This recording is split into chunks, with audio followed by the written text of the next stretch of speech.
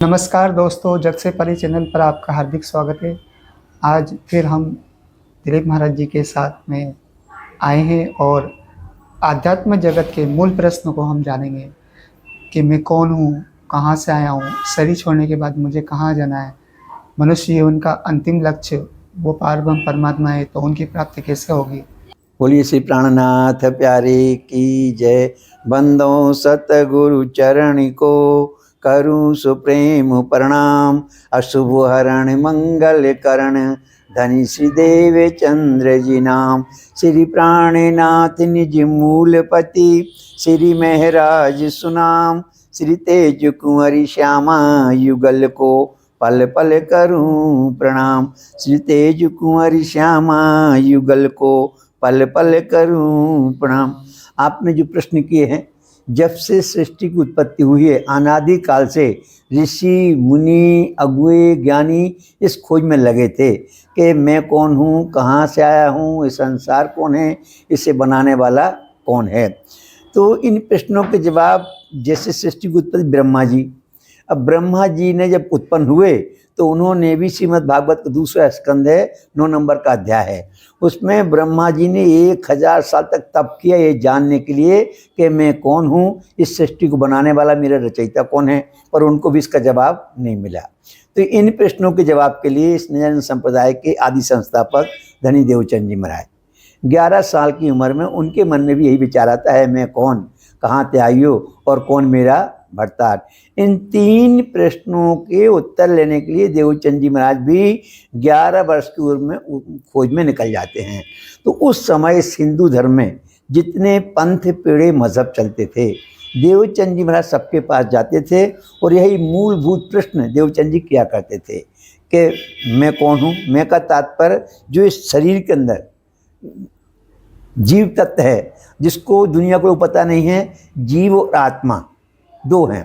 तो जो जीव है उसको रामायण कहती है जीव ईश्वर अंश अविनाशी, और ईश्वर भी अविनाशी है। और यहाँ महामती प्राण जी कहते हैं कि जीव और आत्मा दोनों अलग अलग हैं। तो कहने का तात्पर्य, मैं कौन का तात्पर्य, वो आत्म तत्व जो परात्म है। तो जो मूल परात्म है, जिसको वेद शास्त्र कहते हैं कि ब्रह्म सत्य जगत मिथ्या, तो जो सत्य है सदा सदा रहने वाला है, उसी का अंश है ये आत्मा। और जब सृष्टि की उत्पत्ति हुई तो अक्षर ब्रह्म के मन के स्वरूप थे आदि नारायण, और आदि नारायण ने जब देखा कि मैं अकेला हूँ तो उन्होंने भी कहा ये कहूँ बहुत श्यामी। वो है जीव सृष्टि, जिसको रामायण कहती है कि जीव ईश्वर अंश अविनाशी। ईश्वर आदि नारायण को कहा गया है, उनके अंश को जीव को कहा गया है। ये जीव भी अविनाशी है और आत्मा भी अविनाशी है। पर दुनिया को लोग इस खोज में लगे थे कि जीव आता कहाँ से, इसका मूल कहाँ है, आत्म क्या है, परात्म क्या है। तो देवचंद जी महाराज जितने धर्म पंथ पीढ़े मजहब चले, 15 साल तक उन्होंने खोज की। और खोज करते करते जिन खो जाते न पाइया गहरे पानी बैठ, और मैं बैरन डूबन डरी रही किनारे बैठ। तो महामती प्राणा जी वाणी में कहते हैं कि खोजो साधो तुम खोजो, खोज बड़ी संसार रे खोजो, खोजत खोजत सतगुरु पाइए, सतगुरु संग करतार। तो देवचंद जी महाराज उसी खोज में जाते हैं, पंथ पीढ़े मजहबों में खोजते हैं, पर कोई उनको संतुष्ट नहीं कर पाता, क्योंकि किसी के पास इन प्रश्नों के जवाब नहीं थे। देवचंद जी को भी जवाब नहीं मिलते हैं। तो देवचंद जी महाराज ने जो 15 साल तक खोज की, वो एक चौपाई में उसका निष्कर्ष लिख दिया कि मैं चलते देखे सबके पंथ पेड़े और सबके मजहब, सो सारे बीज फना मैंने अरस बका न काहू नजर। उनका सबका ज्ञान इस नासवान जगत के अंदर है, उसके परे का ज्ञान किसी के पास नहीं था। तो ये नासवान जगत को क्षर जगत बोलते हैं। गीता जी का 15 नंबर का अध्याय है पुरुषोत्तम योग। पुरुषोत्तम योग में कृष्ण जी भी अर्जुन से कहते हैं कि हे अर्जुन, जिस संसार में तुम खड़े हो ये क्षर जगत है, क्षरा सर्वाणी भूतानी, ये नासवान जगत है। इसके पर एक जगत और है, कूटस्थ अक्षर उच्चते, उसको कहते हैं अक्षरधाम, और उसके परे परमात्मा का धाम है। तो देवचंद जी जब खोज में जाते हैं तो उनको कुछ नहीं मिलता है, तो बाद में वो और खोज पर ऊपर उठते हैं। तो खोजते खोजते जाते हैं वो भोजनगर।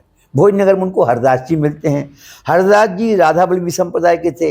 राधा बल्लभी संप्रदाय जो है, इस निराकार जगत के परे योग माया के ब्रह्मांड में जहाँ पारब्रह्म परमात्मा अक्षातीत की लीला का प्रतिबिंब पड़ा, उन्होंने इनमें में छेद किया और वहाँ तक वो पहुँचे हैं। तो देवचंद जी महाराज को संसार से ऊपर का थोड़ी ज्ञान मिला हरदास जी के पास योग माया के ब्रह्मांड का। अब जब योग माया के ब्रह्मांड का ज्ञान मिलता है तो वहाँ रुक जाते हैं। पर हरदास जी के पास दो भगवान थे, एक बाल मुकुंद और एक बांके बिहारी। तो देवचंद जी को हरदास जी बाल मुकुंद की मूर्ति देने को तैयार हो जाते हैं। वो बाल मुकुंद की मूर्ति अदृश्य हो जाती है और बाद में हरदास जी को दर्शन दे के बोलती कि देखो ये देवचंद जी जो हैं ये संसार के नहीं हैं, ये जो पारब्रह्म परमात्मा अक्षतीत हैं उनकी आह्लादनी शक्ति श्यामा महारानी के अवतार हैं और मैं इनसे अपनी सेवा नहीं करवा सकता हूँ, मुझे इनसे अखंड मुक्ति मिलना है। और अगर आपको इनको देना हो तो बांके बिहारी के बागे वस्त्र इनको दे देना। बांके बिहारी ही योग माया के ब्रह्मांड में रास लीला करने वाले थे। तो उनके बागे वस्त्र लेकर के देवचंद जी महाराज फिर जाते हैं जामनगर और जामनगर में 14 साल तक भागवत का श्रवण करते हैं। तब पारब्रह्म परमात्मा शक्ति स्वयं देवचंद जी पर कृपा होती है और वो ही पारब्रह्म परमात्मा शक्ति थी देवचंद जी महाराज को दर्शन देते हैं। और देवचंद जी जिन प्रश्नों की खोज में निकले थे, जिसको सारी सृष्टि आज तक खोज कर रही थी, किसी को उत्तर नहीं मिला था, वो स्वयं परमात्मा सामने से देवचंद जी से प्रश्न करते हैं कि तुम कौन हो, कहाँ से आए हुए हो और परमात्मा कहाँ हैं। तब देवचंद जी का हम भी नहीं जानते हैं। तब स्वयं पारब्रह्म परमात्मा क्षतित ने देवचंद जी महाराज को अपना परिचय दिया और बताया कि मैं जो ये क्षर जगत है इसके ऊपर एक गोलोक धाम है वो अनादि है और मैं उसके परे अक्षरधाम का रहने वाला हूँ। और ऐसे करके फिर उन्होंने बताया कि तुम आत्म हो, तुम देवचंद जी की आत्म परम नाम की सुंदरबाई हो, श्यामा महारानी हो, इस संसार में तुम ब्रज में थे, तुम रास में थे और तुम इस जागने को में आए हो। तो स्वयं पारब्रह्म परमात्मा क्षति थी, जो परमात्मा है, परमात्मा का आत्मा है, वो आत्मा को देवचंद जी को परिचय कराते हैं। अब तुम आए यहाँ क्यों आए हो, इस संसार में क्यों आए हुए हो? तो जब से सृष्टि की उत्पत्ति हुई थी अनादि काल से, तब से आज तक कोई जीव इस भाव से पार नहीं हुआ था। उन जीवों को भाव से पार करने के लिए पार ब्रह्म परमात्मा क्षतित ने अपनी आह्लादनी शक्ति श्यामा महारानी को इस संसार में भेजा और भेज करके उनको इन प्रश्नों के जवाब दे करके बताया कि तुम संसार के जीवों के परे जो अक्षरधाम है उसको ईश्वरी सृष्टि बोलते हैं। इस संसार में जीव सृष्टि है और तुम परम धाम की ब्रह्म सृष्टि हो, जिनको वेद शास्त्रों में ब्रह्म सृष्टि करके लिखा हुआ है। तो इस संसार में 3 प्रकार की सृष्टि है, जीव सृष्टि, ईश्वरी सृष्टि और ब्रह्म सृष्टि। जीव सृष्टि आती है वैकुंठ धाम से, ईश्वरी सृष्टि आती है अक्षरधाम से और ब्रह्मात्माएं आई हैं परम धाम से। तो किस लिए आए हो कि दुनिया के जीव जब से संसार बना तब से आज तक कोई जीव भाव से पार नहीं हुआ था। इन जीवों के जगत कल्याण करने के लिए पार ब्रह्म परमात्मा क्षतित ने अपनी आत्माओं को, जिनको वेद शास्त्रों में ब्रह्मंस कहा गया है, परमहंस कहा गया है, ब्रह्मात्माएं कहा गया है, ब्रह्म सृष्टि कही सो ब्रह्म के तदोगत कहा गया है, अपनी आत्माओं को भेजा और उनको माध्यम बना करके कहती हूँ उम्मत को सुनसी सब संसार, ये मकसूद तिनको होसी जो करसी है विचार। स्वयं परमात्मा ने आकर उन देवचंद जी महाराज को वाणी मेरे पीयू की न्यारी जो संसार, निराकार के पार से तिन्न पार के भी पार का ज्ञान दिया और बाद में धनी देवचंद जी महाराज ने निजानंद संप्रदाय की स्थापना की। और इस निजानंद संप्रदाय में ही जीव और आत्मा को अलग अलग करके बताया। इसके पहले गीता जी में 18 अध्याय हैं, पूरे 18 अध्याय में कहीं भी इस श्लोकों में आत्मा शब्द नहीं आया है। सब जगह जीव जीव आया है, पर अर्थ में सब जगह जीवात्मा कर दिया। इसलिए दुनिया जानती है कि जीव और आत्मा एक ही है। तो सबसे पहले महामती प्राणनाथ जी ने इसको क्लियर किया कि जीव अलग है और आत्मा अलग है। जीव ईश्वर का अंश है और आत्मा परमात्मा का अंश है। अब डिफरेंस क्या है?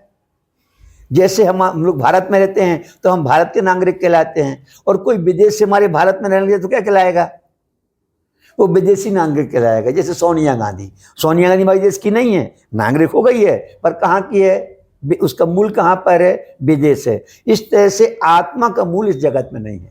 आत्मा का मूल परमात्मा के पास है और परमात्मा इस जगत के परे है। और दुनिया के बाद पता न होने से दुनिया परमात्मा को इसी जगत में ढूंढती है, जिसको महामती प्राणनाथ जी कहते हैं, तू इत खेल में कहाँ पुकारे, ये तो सब पढ़ियो प्रतिबिंब।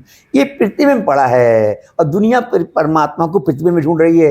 इसलिए परमात्मा संसार में नहीं है, परमात्मा जगत के परे, इस नाशवान जगत के परे एक जगत और है, उसको बोलते हैं क्षर। इसको क्षर जगत बोलते हैं, इसके ऊपर अक्षर जगत है और उसके ऊपर परमात्मा का धाम है, जिसका जवाब महामती प्राणनाथ जी ने प्रकाश हिंदुस्तानी का 31 नंबर का प्रकरण है बेहद वाणी, उसकी 51 नंबर की छपाई है। हद पार बेहद है, बेहद पार अक्षर, अक्षर पार वतन जागिए इन घर। इसी बात को कबीरदास जी ने, नानक जी ने अपने गुरु ग्रंथ साहिब में लिखा है कि क्षर से परे अक्षर से पारा, ताए पुरुष को करो बेचारा। तो जो क्षर से जगत के परे अक्षरातीत परमात्मा है, ब्रह्मात्मा, वहां से आई हैं। देवचंद को जवाब मिला कि तुम कहाँ से आए हो, इस जगत के नहीं हो, इस जगत के परे अक्षरधाम है और उसके परे अक्षरातीत धाम है, वहाँ से आत्मा संसार में आई हुई है। अब जीव कहाँ से आया है, तो जीव ईश्वर का अंश है, जिनको हम आदि नारायण बोलते हैं, महाविष्णु बोलते हैं। वही महाविष्णु आदि नारायण वो अक्षर ब्रह्म के मन के स्वरूप हैं। इस प्रश्न का जवाब जब तक दुनिया के पास पार का ज्ञान नहीं है तब तक कोई नहीं दे सकता है। तो पार का ज्ञान के लिए अपने सुंदर साथ जी प्रगट वाणी का अपन लोगों को अध्ययन करना पड़ेगा। प्रगट वाणी में है इस अक्षर को विलस्यो मन, यहाँ में महाविष्णु जो मन थे त्रिगुण, ताथे थिरचर सब उत्पन्न, या विदुपज्यो सब संसार, दिखलाव ने हमको विस्तार।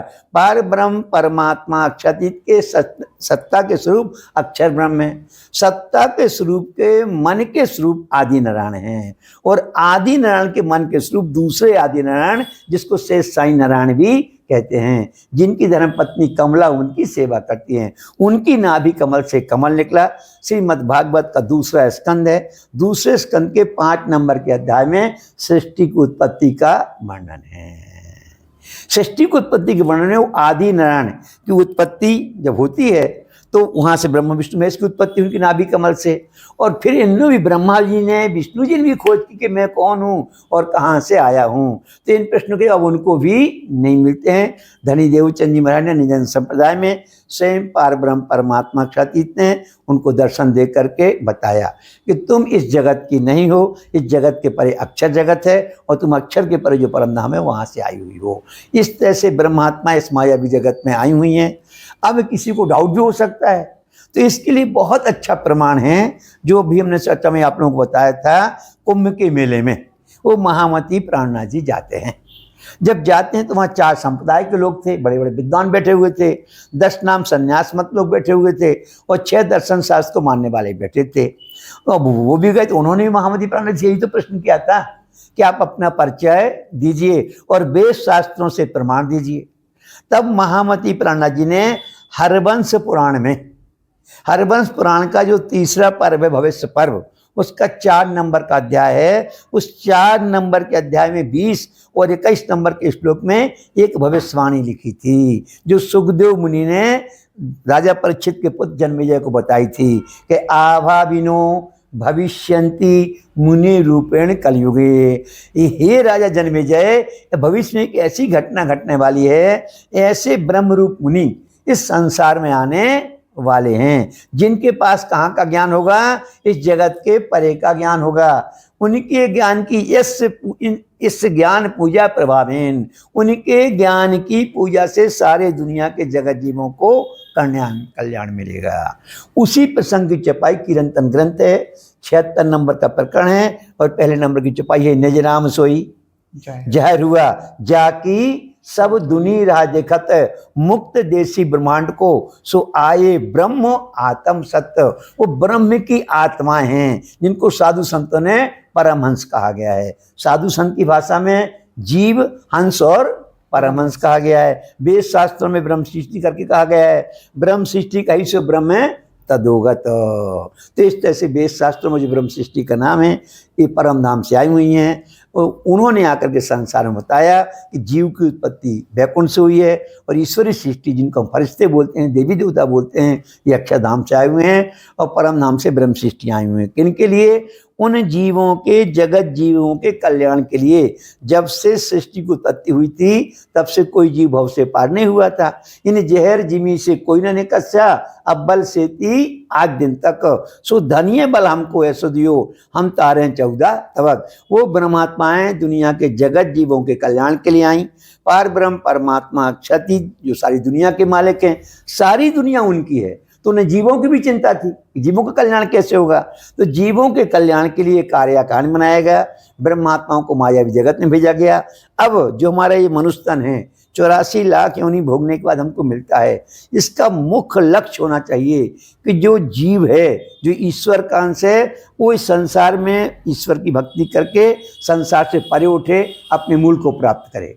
और जो ईश्वर है, जिसकी उत्पत्ति अखंड उच्चते अक्षरधाम से हुई है, वो अपने मूल में चला जाए।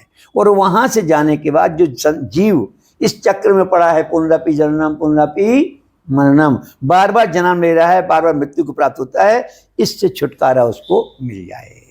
जिसके बारे में कबीरदास जी अपनी वाणी में लिखते हैं कि मानुष तन दुर्लभ है, मिलता ना बार है, जो पक्का फल डाल से टूट गया, लगता ना दूजी बार है। मनुष्य तन पाए के चूके अब की घात, जाए पड़े भव चक्र में सहे घनेरी लाद। इसी बात को महामती प्राणनाथ जी कहते हैं कि इन गफलत के घर में पड़ेगी बड़ी अगिन, पीछे 1,84 देह में जलसी रात और दिन। जीव को 84 लाख की योनि में जाना पड़ता है मनुष्य तन के छूटने के बाद।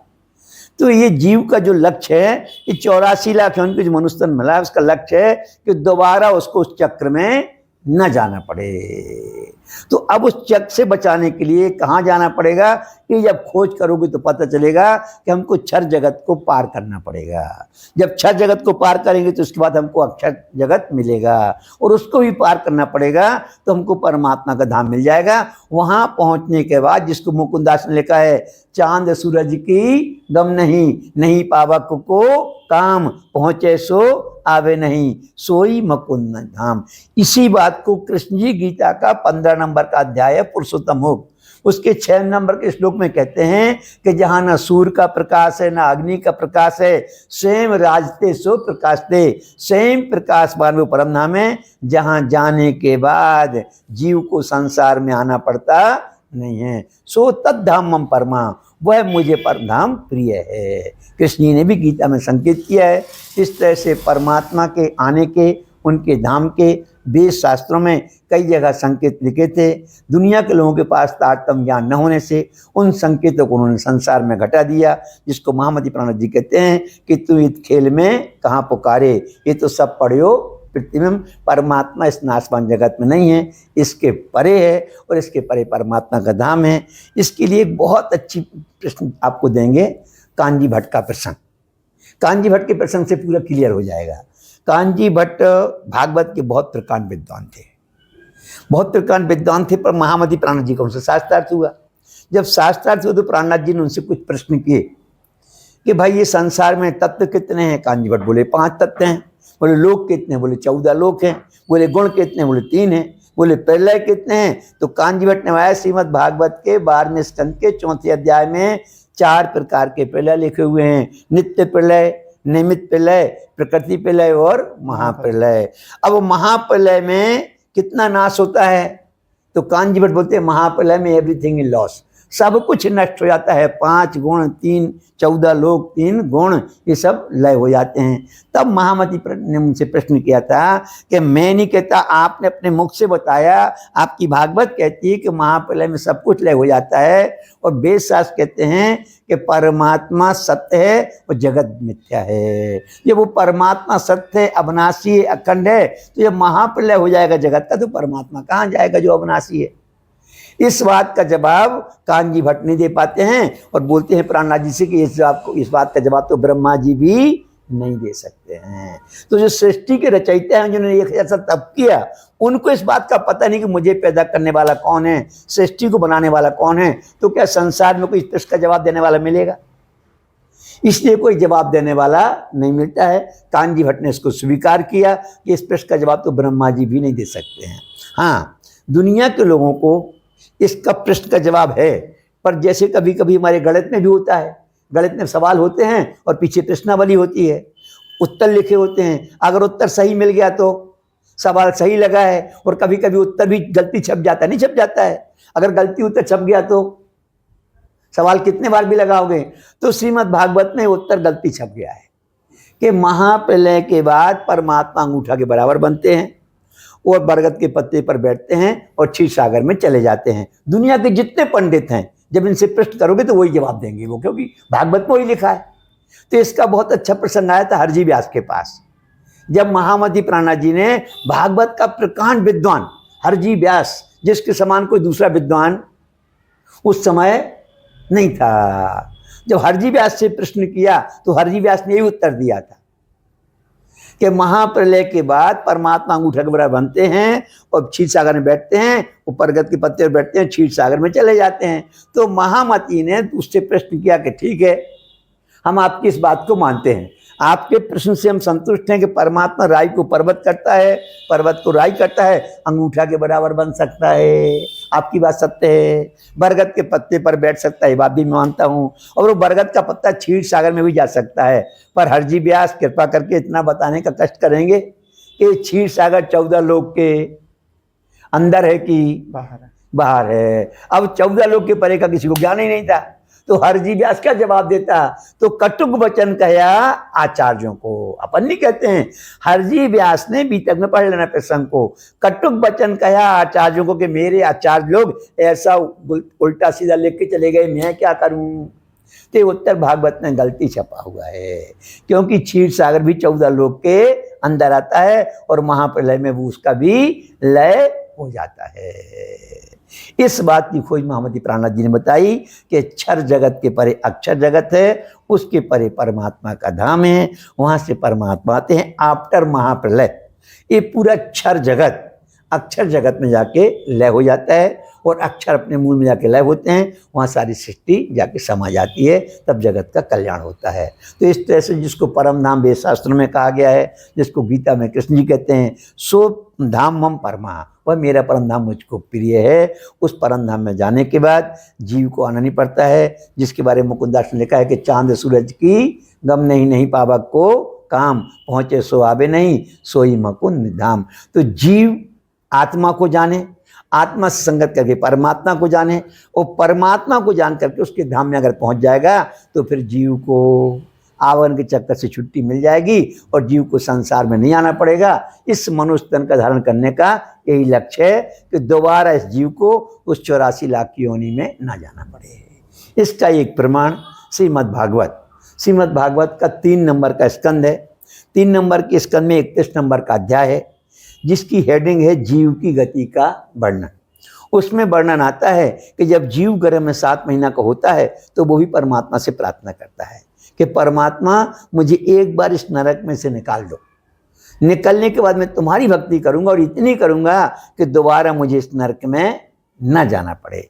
पर जैसे ही वो जीव प्रार्थना करता है, 2 महीने पूरे होते हैं प्रार्थना करते करते, 9 महीना का होता है, परमात्मा प्रसय बाहु अंदर प्रवेश करते हैं, जीव बाहर निकलता है।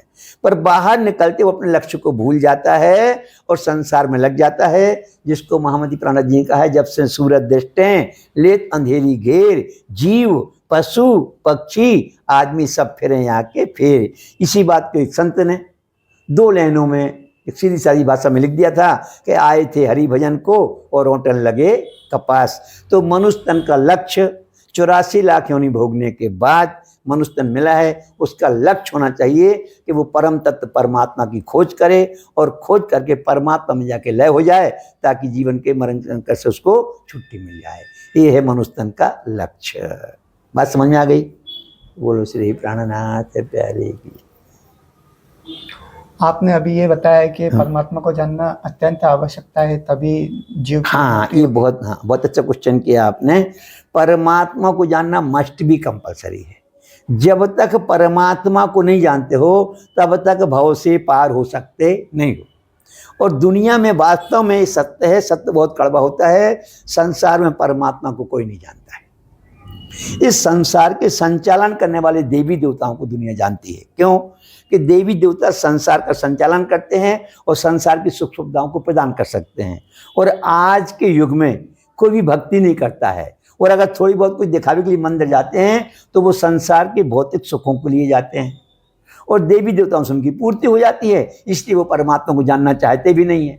और अगर परमात्मा के बारे में बताया जाए तो महामती प्राणनाथ जी कहते हैं, बड़के कदीम के पूजत आए जे सो रब बाप दादों का हमसे छूटे कैसे। जिस घर में जो पैदा हो गया, किसी घर में तुलसी की पेड़ की पूजा होती है तो तुलसी की पेड़ को परमात्मा मानते हैं, किसी घर में पीपल की पेड़ की पूजा होती है, उसके बच्चे पीपल की पेड़ को परमात्मा मानते हैं, कोई रामचंद्र जी की पूजा करता है वो राम को परमात्मा मानता है, कोई विष्णु की पूजा करता है वो विष्णु को परमात्मा जानता है। जबकि ब्रह्मा विष्णु महेश भी परमात्मा नहीं है, वो भी खोज में लगे हैं परमात्मा की। प्रमाण के लिए विष्णु भगवान ध्यान अवस्था में बैठे थे और लक्ष्मी जी ने उनको ध्यान करते देख लिया, और बाद में लक्ष्मी जी ने पूछा कि प्रभु मैं तो यही समझती थी आज तक।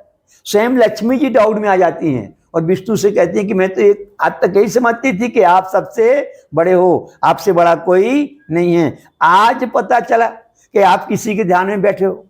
तो लक्ष्मी जी ने भी यही प्रश्न किया था कि प्रभु आप जिसका ध्यान करते हैं वो कौन है, कहाँ रहते हैं, क्या लीला करते हैं, उनका धाम कहाँ पर है, कृपा करके मुझको बताइए। विष्णु भगवान ने कहा, लक्ष्मी जी इन प्रश्नों का जवाब मैं नहीं दे सकता हूँ, कुछ संसार का पूछना हो पूछ लो। लक्ष्मी जी ने धमकी दी मैं तपस्या करके जान लूंगी। लक्ष्मी जी तपस्या करने चली गई, 7 कल्पांत तपस्या की लक्ष्मी जी ने।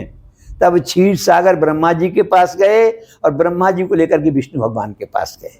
और जब ब्रह्मा जी और क्षीर सागर गए तो विष्णु भगवान से पूछा क्या मामला है। तब विष्णु भगवान ने कहा, ब्रह्मा जी आपको पता है जो प्रश्न आज मुझसे लक्ष्मी जी ने किया है, बहुत वर्षों पहले यही प्रश्न हमसे शंकर जी ने भी किया था। प्रकाश हिंदुस्तानी का 31 नंबर का प्रकरण है बेहद वाणी, और बेहद वाणी की पहली चौपाई है, बेहद के साथी सुनो बोली बेहद वाणी, और बड़े बड़े रे हो गए सुकाहू ना जानी। और महादेव जी पूछे विष्णु भगवान से बेहद वाणी। बोले ये प्रश्न से शंकर जी ने भी किया था कि जो परमात्मा की बात है वो इस ब्रह्मांड के परे की है। तब विष्णु जी बोले, तब हमने उनको इतना कहा था कि ये बात इस जगत की नहीं है, ये बात दूसरे जगत की है। यही प्रश्न लक्ष्मी जी ने किया, ब्रह्मा जी इसका जवाब क्या आपके पास है? ब्रह्मा जी बोले नहीं है। तो फिर लक्ष्मी जी को मनाने गए, लक्ष्मी जी को उठाया। लक्ष्मी जी ने पहले वही कहा, प्रभु पहले मुझे वही बताओ आप किसका ध्यान करते थे। तब विष्णु भगवान ने स्पष्ट कहा कि लक्ष्मी जी अभी आपने 7 कल्पांत तपस्या कर ली है, आप चाहो तो 21 कल्पांत तपस्या और कर लो, इसके बाद भी मुझे बताने का अधिकार नहीं है और ना मैं बता सकता हूँ। तो अब बताओ, 14 लोक के ब्रह्मांड के मालिक विष्णु भगवान, सृष्टि के ब्रह्मा जी जब इस बात को नहीं बता सकते कि परमात्मा कौन है, तो दुनिया में कौन बताने वाला मिलेगा। तो स्वयं परमात्मा आए, खुदा की गवाही खुद खुदा देवे, स्वयं अक्षरातीत परमात्मा महामती प्राणनाथ जी स्वरूप आए और उन्होंने इस जगत के बारे में पूरे निरूपण करके बताया कि क्षर जगत है, हद भूमि है, इसके ऊपर बेहद भूमि है। बेहद भूमि में अक्षर के 4 अव्यकृत आते हैं, सत्स्वरूप, सबलेख, केवल और अव्यकृत। इसके बाद में क्षर जगत अक्षर ब्रह्म शुरू होते हैं और उसके बाद में अक्षरातीत का धाम शुरू होता है। ऐसे क्रमवार महामती प्राणनाथ जी ने उसका वर्णन किया, वेद शास्त्र में उसके प्रमाण दिए। रास ग्रंथ का पहला प्रकरण है, उसमें 39 नंबर की चौपाई है, शास्त्र पुराण वेदांत जो भागवत पूरे साथ नहीं कथाए दंतनी सत्यवाणी ये बात। इस तरह से वेद शास्त्रों से प्रमाणित करते हुए महामती प्राणनाथ जी ने जीव क्या है, ईश्वर क्या है, क्षर जगत क्या है, अक्षर जगत क्या है और उसके परमात्मा का धाम क्या है, ऐसा सब बताया। अब अपन का प्रश्न मूल प्रश्न है कि परमात्मा को जानना जरूरी है। कोई भी हमसे प्रश्न कर सकता है कि हम ब्रह्मा जी की पूजा करते तो क्या परमात्मा को जानना जरूरी है? शंकर जी की पूजा करते क्या परमात्मा की पूजा करना जरूरी है? हम देवी की पूजा करते क्या परमात्मा की पूजा करना जरूरी? तो हाँ, परमात्मा की पूजा करना जरूरी है। क्यों जरूरी है? रामायण का पहला कांड है बालकांड, और बालकांड में एक चौपाई लिखी है, कर्म प्रधान विश्व रचि राखा, जो जस कर्म करे सो तस फल चाखा। तो जीव के ऊपर कर्मों का बंधन होता है, और जब तक कर्मों का बंधन बाकी है तब तक कोई जीव भव से पार हो सकता नहीं है। कोई जीव संसार में ऐसा नहीं है जिसके ऊपर कर्मों के बंधन बाकी ना हो। यहाँ तक कि श्रीमद् भागवत महाभारत के उसमें बताया गया है कि जब पितामह भीष्म बाणों की सैया पर पड़े रहे 28 दिन तक, उनको भी समझ में नहीं आया था कि मेरे कौन से कर्म का बंधन है, कौन से कर्म की सजा है। तब श्री कृष्ण जी ने योग के द्वारा पितामह भीष्म भी अपने 100 जन्मों को देख लेते थे। बोलो, 100 जन्म को देखने का अधिकार था पितामह भीष्म को। वो अपने 100 जन्म देख चुके थे और उनको कोई ऐसा पाप समझ में नहीं आया। तब उन्होंने कृष्ण जी से प्रश्न किया कि कैसा हो, मैंने अपने 100 जन्म देख लिए हैं, कौन से पाप का दंड है। तब कृष्ण जी ने योग के द्वारा पितामह भीष्म को उनका 101वां जन्म दिखाया। उसमें पता चला कि पितामह भीष्म राजा थे और उन्होंने इतने चींटे काटे थे, जितने चींटे काटे थे उतने चींटे तीर बन के चुभे। फिर रास्ते में आ रहे थे, एक काले सांप को उन्होंने तीर से उछाल करके रास्ते से अलग किया था, तो खेत की बारी पर चला गया था। वो 28 दिन तक खेत की बारी पर लटका रहा। इसीलिए दोनों कर्मों के बंधन जब पूरे हो गए तब पितामह भीष्म अपने लोक को गए थे।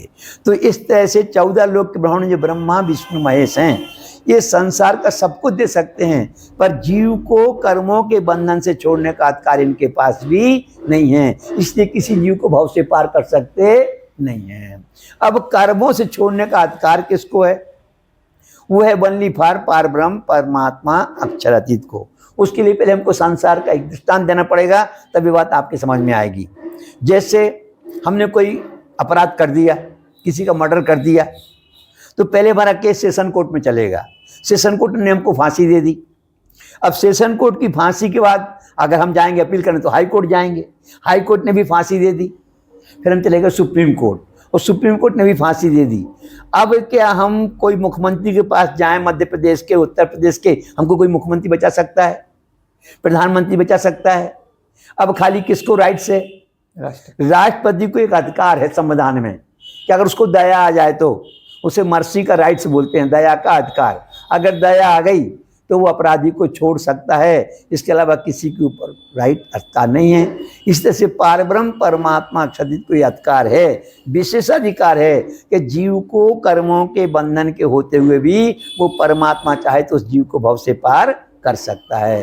प्रमाण के लिए खुलासा ग्रंथ है। खुलासा ग्रंथ का 13 नंबर का प्रकरण है, जिसकी हेडिंग है किताब दो नामा। उसकी आखिरी चपाई 113 नंबर की, करनी करम कछु न रखया, करनी करम कछु न रखया, सो धनी बड़े कृपाल, सो बुद्ध जी मार्या त्रिलोकी का काल। उन पारब्रह्म परमात्मा क्षति तो विशेषाधिकार है कि जीव के पास कर्मों के बंधन होते हुए भी वो जीव को भव से पार कर सकते हैं। इसलिए जो जीव भव से पार होना चाहता है उसे परमात्मा को जानना मस्ट भी कंपलसरी है।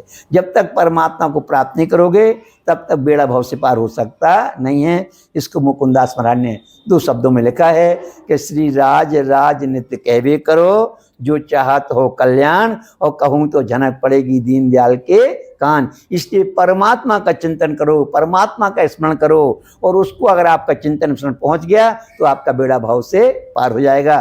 कर्मों के बंधन के होते हुए भी परमात्मा ही आपको भाव से पार कर सकता है। इस बात के एक छोटा सा और दृष्टांत देंगे। जैसे हम भारत के नागरिक हैं तो हम भारत से बाहर कब कहलाएंगे? जब हम दूसरे देश में चले जाएंगे। तो जीव का कल्याण कब कहलाएगा? जब जीव इस लोक से परलोक में चला जाएगा। तो जब हम भारत के नागरिक हैं और हमको विदेश में जाना है तो विदेश में भी एक नियम है कि अगर हम वीजा बनवाने जाएंगे तो उसमें एक कॉलम होता है कि जिस देश के आप नागरिक हो उस देश के किसी भी न्यायालय में आपके ऊपर कोई आपराधिक प्रकरण दर्ज नहीं होना चाहिए, और अगर आपराधिक प्रकरण दर्ज है तो नहीं जा सकते, आप विदेश नहीं जा सकते हो। ठीक उसी तरह से जीव के ऊपर अगर कर्मों का बंधन बाकी है तो जीव भी भव से पार नहीं हो सकता है। जीव के ऊपर कर्मों के बंधन होते हैं। जैसे हमने प्रमाण के लिए आपको पितामह भीष्म का प्रमाण दिया, फिर विष्णु भगवान का प्रमाण है जो रामायण के बालकांड में चपाई लिखी है, वो आज तक किसी ने क्लियर नहीं की चपाई किसकी है। चपाई विष्णु भगवान के ऊपर है। कर्म प्रधान विश्व रची राखा, जो जस कर्म करे सो तस फल चाखा। विष्णु भगवान ने नारद के साथ छल किया था। नारद को इतना शरीर अपना दे दिया था और मुख बंदर कर दिया था। तब नारद जी को जब स्वयंवर में जयमाला नहीं पड़ी तब नारद जी ने विष्णु भगवान को शराब दी थी कि प्रभु इसी कन्या के लिए जैसे आज मैं तड़प रहा हूँ वैसे आप तड़पोगे और यही बंदर आपकी मदद करेगा। विष्णु भगवान भी अपने कर्म के बंधन को नहीं काट सके, उसे भोगने के लिए त्रेता युग में विष्णु भगवान को रामचंद्र जी बन के आना पड़ा, लक्ष्मी जी को सीता जी बन के आना पड़ा, और वही नारद हनुमान जी बने, और बाद में कर्म का बंधन पूरा हुआ। इसी प्रसंग में चपाई लिखी है। तो कर्मों का बंधन बड़ा विचित्र है। जब तक जीव के ऊपर कर्मों का बंधन बाकी है तब तक जीव भव से पार हो सकता नहीं है। तो अगर हमको अपना बेड़ा भव से पार करना है तो परमात्मा को जानना कंपलसरी है। परमात्मा हमारे कर्मों के बंधन को काट देगा और कर्मों के बंधन होते हुए भी हमारे बेड़ा भव से पार हो जाएगा। बोलो श्री प्राणनाथ प्यारे की। ठीक है। तो मनुष्य जीवन में परमात्मा को जान लिया और देवी देवता से अखंड मुक्ति नहीं मिलेगी ये भी जान लिया। हाँ। तो फिर परमात्मा की भक्ति किस तरह से करें? अब जब परमात्मा को जान लोगे तो उसकी भक्ति करोगे। आपके घर में मोटरसाइकिल थी, बराबर। अब मोटरसाइकिल थी, आप उसी को चलाते थे, हम कहते हैं फेंक दो, क्या फेंकोगे? क्या आप नहीं फेंकोगे। फिर आपके घर में 4 व्हीलर गाड़ी आ गई तो क्या करते हो?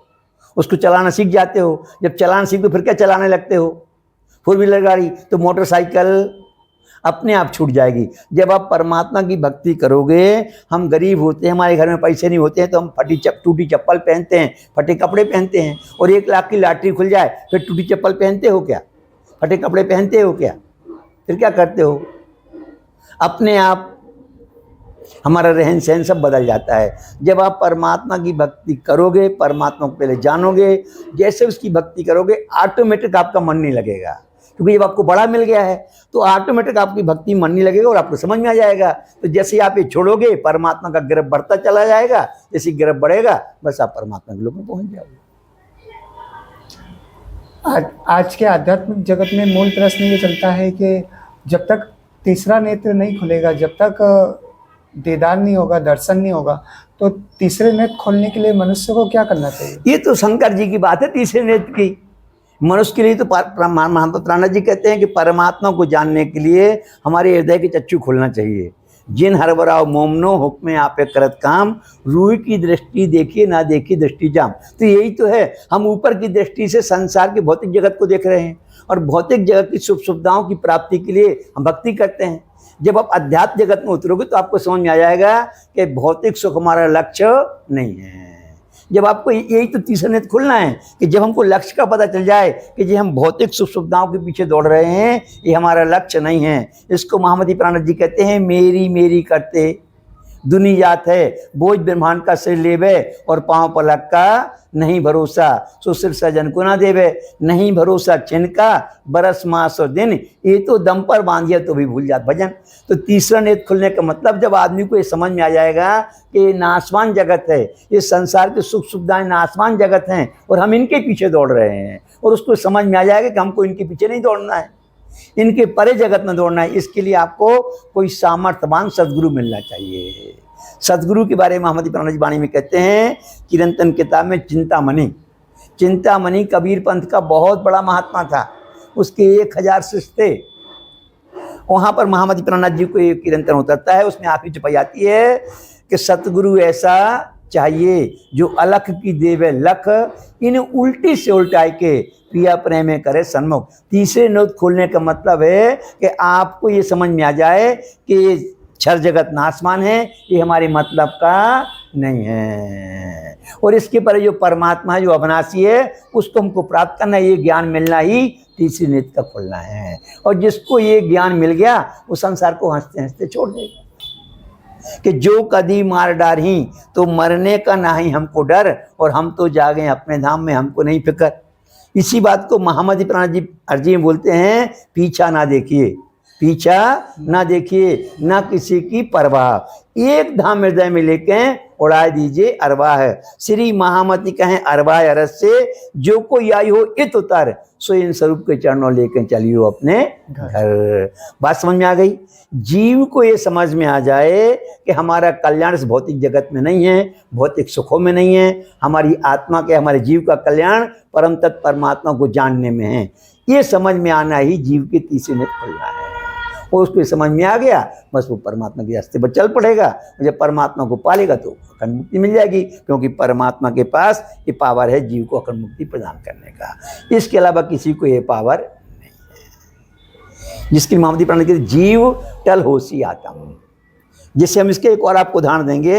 हमारे भारत के प्रधान जब मुख्यमंत्री थे तब 2 बार उन्होंने अमेरिका जाने की ट्राई की थी और उनको वीजा नहीं मिला, और जब प्रधानमंत्री बन गए तो मिल गया। सामने से ऑफर आया आने का, वीजा दे दिया। तो किसने दिया था, इंडिया के लोगों ने, अमेरिका के लोग ने? अमेरिका।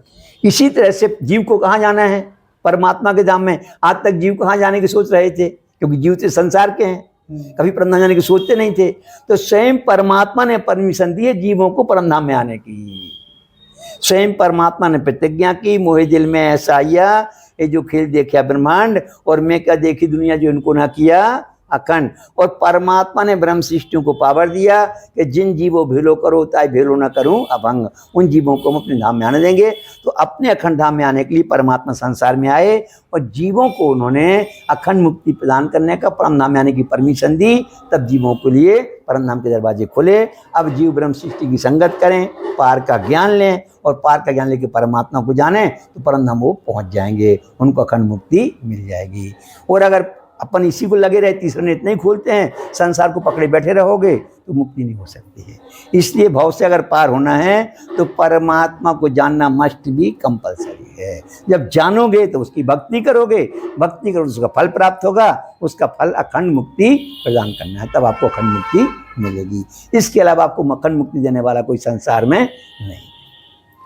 तो मनुष्य जीवन में जैसे धार्मिक बहुत सारे धर्म ग्रंथ होते हैं, हाँ। तो परमात्मा को साधारण मनुष्य किस धर्म ग्रंथ से जान सकता है? सब कुछ जान सकते हैं, वेद शास्त्रों में सब कुछ लिखा हुआ है। महामती प्राण जी कहते हैं जिन जानो शास्त्रों में नहीं कुछ, शास्त्रों में है सब कुछ, पर उनको विचार करना पड़ेगा।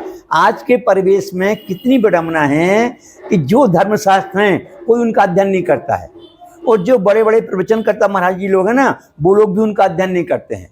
वो कुछ अपनी रटी रटी चीज़ें काफ़ी में लिख लेते हैं और वो आके मंच पर सुना देते हैं। अब आदमी थोड़ी भागवत तो पढ़ी नहीं कि भागवत में लिखा है, तो पंडित जी भागवत कभी करते हैं क्या? 7 दिन में भागवत हो सकती है क्या? हकीकत में मनुष्य को ही उन वेद शास्त्रों का अध्ययन करना पड़ेगा, और जब उसको समझ में आएगा, इसके लिए महामती प्राण जी वाणी में कहते हैं, कहती हूँ उम्मत को सुनसी सब संसार, ये मकसूद तिनको होसी जो करसी है विचार। वेद शास्त्र कहीं से गलत नहीं है, उनमें संकेत में परमात्मा की बातें लिखी हुई हैं, पर मनुष्य उस पर विचार नहीं करता है। जैसे उदाहरण के लिए वेद में लिखा है सर्वंदम ब्रह्म थलिंदम, कण कण में परमात्मा समाया हुआ है। तो कुंभ के मेले में प्राणनाथ जी गए थे ना, तो वो जो आपके वेदांती लोग थे उन्हें यही तो कहा था कि हम परमात्मा को कण कण में मानते हैं, और जो परमात्मा को कण कण में नहीं मानता उसको हम अज्ञानी मानते हैं। तो महामती प्राण जी को किरंतन उतरता है वहाँ कुंभ के मेले में कि भाई तुमने शकल में साईं देखा, भाई ब्रह्मज्ञानी हमको भी साईं दिखलाओ। अगर तुम कहते हो कण कण में परमात्मा है, तो परमात्मा अगर कण कण में होता तो कबीरदास जी लिखते हैं कि पिंड में होता तो मरता ना कोई, और ब्रह्मांड में होता तो देखता सब कोई। तो परमात्मा पिंड और ब्रह्मांड दो इसे न्यारा, सो कहें कभी साईं हमारा। तो प्राणनाथ जी ने भी क्वेश्चन किया उन लोगों से कि अगर तुम कहते हो कण कण में परमात्मा है, तो परमात्मा तो ज्ञानी है कि अज्ञानी? बोले ज्ञानी। जब कण कण में परमात्मा तो हर आदमी के अंदर परमात्मा हो गया, तो फिर जब सब कोई ज्ञानी होंगे, तो जब अज्ञानी नहीं तो शास्त्र किसके लिए बने? हमारे मन में ऐसा आता है कि जब सब कोई ज्ञानी है तो शास्त्र की आवश्यकता क्या है? और अगर तुम कहते हो कण कण में परमात्मा है, तो महामती प्राण जी उसका दृष्टांत भी दिया है कि अगर कण कण में परमात्मा है तो गेहूं में भी परमात्मा होना चाहिए। तो एक एक गेहूं में परमात्मा होंगे, तो हम बाजार से 5 किलो गेहूं खरीद के लाते हैं, तो कितने गेहूं हो गए, गिन सकते हो क्या आप? और एक कण में एक परमात्मा को माने तो कितने गेहूं में कितने परमात्मा हो गए? फिर हम उन गेहूं को धोते हैं, चक्की में जाके पिसवा के आटा बनवा लेते हैं, रोटी बना के खा जाते हैं, तो गेहूं में परमात्मा है क्या? पर मनुष्य इस बात पर विचार नहीं करता है। परमात्मा कण कण में कहाँ है? यहाँ नहीं है। अपने धाम में जो परम धाम है वहाँ कण कण में परमात्मा है, पर दुनिया ने उसको कहाँ घटा दिया। ऐसे जब वेद शास्त्रों का अध्ययन करोगे, जब उसको इस बात से सोचोगे, जो हमने बताया ना अपने महामती प्राण जी की जो थिंकिंग है, जो उन्होंने क्वेश्चन किए, आप किसी से पूछ सकते हो, जिसको भी लगे कि परमात्मा संसार में, उससे आप एक ही प्रश्न करो। महामती प्राण जी ने पूरे कुंभ के मेले को एक ही चौपाई से जीता है। किरंतन किताब का 10 नंबर का प्रकरण और 3 नंबर की चौपाई है, जाको तुम सतगुरु कर सेवो, जाको तुम सतगुरु का सेवो तासे इतनी पूछो खबर कि जब संसार छोड़ चलेंगे अपन तो कहाँ है अपनो घर। दुनिया के लोगों से एक ही प्रश्न करना कि आफ्टर महाप्रलय, महाप्रलय के बाद जो जीव ईश्वर है, अविनाशी है, जीव अविनाशी है, परमात्मा अविनाशी है, वो महाप्रलय के बाद कहाँ जाता होगा, इसका जवाब आपको संसार में कोई नहीं दे पाएगा, क्योंकि किसी को 14वें लोक से 15वें लोक का पता नहीं है, परमात्मा के बारे में किसी को पता नहीं है। तो महाप्रलय के बाद परमात्मा अपने मूल जहाँ स्वरूप है वहाँ सारी सृष्टि जाके समाहित होती है और मूल में पहुँच जाती है। ये प्रश्न, इसका जवाब किसी के पास न होने से दुनिया के लोग भटक गए और दुनिया के लोग परमात्मा को कण कण में मानते हैं। परमात्मा इस जगत में नहीं है। स्पष्ट महामती प्राण जी कहते हैं, तू इत खेल में कहाँ पुकारे, ये तो सब पढ़ियो प्रतिबिंब। फिर इसके लिए बहुत अच्छा दृष्टांत भी है कि कृष्ण जी छोटे थे, आंगन में खेल रहे थे और खेलते खेलते रोने लगे। जब रोने लगे तो यशोदा मैया आ गई और उन्होंने पूछा, लल्ला क्यों रो रहे हो? तो कृष्ण जी बोले, मैया मैं तो चंद खिलौना लाई हूँ, मैं चंदा मामा को खिलौना लूंगा। तो आप, चंदा मामा तो आकाश में थे, अब कैसे लाते हैं यशोदा मैया? तो यशोदा मैया ने एक थाली में पानी भरा और आंगन में रख दिया। तो वो थाली में, जो आंगन में रखी थी थाली, उसमें चंद्रमा की परछाई पड़ी और कृष्ण जी खेलने लगे, रोना बंद हो गए। तो क्या थाली में चंद्रमा था? थाली में चंद्रमा नहीं था, उसमें परछाई थी। ऐसे महामती प्राण जी कहते हैं, तू इस खेल में कहाँ पुकारे, ये तो सब पढ़ियो प्रतिबिंब। इस नासवान जगत में, जिसको कृष्ण जी कहते हैं क्षरा सर्वाणी भूतानी, क्षर जगत में परमात्मा नहीं है। ब्रह्म सत्य, जगत मिथ्या। वो परमात्मा सत्य है, अविनाशी है, अखंड है, इसलिए वो क्षर जगत में रह सकता नहीं है। इस क्षर जगत के परे अक्षर जगत, उसके परे परमात्मा का जगत है। दुनिया को ज्ञान न होने से सारी दुनिया भटक गई है। जब दुनिया को सच्चाई का पता चलेगा तब दुनिया परमात्मा को ढूंढने के लिए निकलेगी। ऐसा एक दिन आएगा कि दुनिया अपने ज्ञान में ढूंढ ढूंढ के थक जाएगी और बाद में उसको समझ में आएगा कि आज तक हमारी गाड़ी गलती पटरी पर चली गई थी, फिर दुनिया लौट करके परमात्मा के रास्ते पर चलेगी। दिन आएगा आएगा आएगा। महामती प्राण जी ने भविष्यवाणी की है कि छोड़ गुमान सब मिलसी, ये जो देखा तो जहान। एक दिन सारी दुनिया अपने ज्ञान का घमंड छोड़ करके परमात्मा के रास्ते पर आएगी, क्योंकि दुनिया गोल है। जब ढूंढते ढूंढते आदमी थक जाएगा तब वो बताएगा कि निजान के संप्रदाय के लोग, प्रणामी संप्रदाय के लोग परमात्मा की बात किया करते थे। तब फिर वो परमात्मा को ढूंढेंगे, तब उनको परमात्मा की प्राप्ति होगी।